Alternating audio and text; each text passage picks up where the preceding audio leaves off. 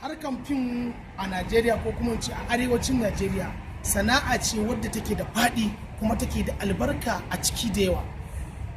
Idan kuka duba a sana'ar fim gaskiya mutane da yawa suna amfanuwa da harkan nan ta fina-finan Hausa musamman a arewacin Najeriya.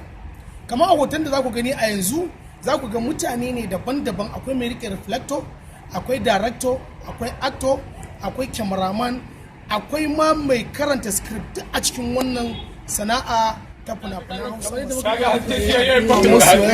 Tashoshin yanar gizo-gizo yau ne da muke yi wasu wani kashin rukun da ake harkar ga jarumai nan dai, ga daraktoci, ga cameraman, ga script dialogue na suna da ba ku biyo mu dai sannan hankali.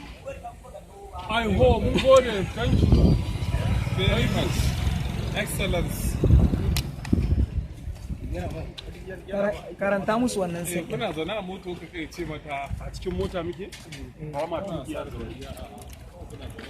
kana ce mata kai wai ni menene sirrin wannan kyan na ki sai kara kalma yake. Okay. Ka gane?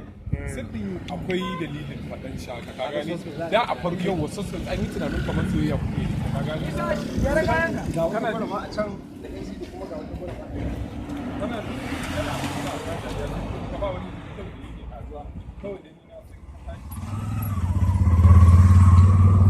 irin wannan kyau haka ya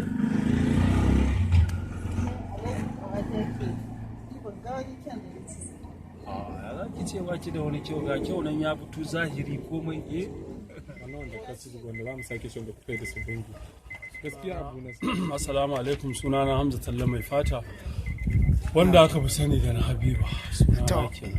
Malam Hamza gashi ka baro tun daga garin Jos ka zo yin fim a garin Kaduna, ko za ka faɗa mana sunan wannan fim din? Sunan wannan fim din da na baro Jos na to wannan fim din Shoma ne kira ni akwai wani fim da za a yi sunan fim din Dan Sidi ko? Na'am.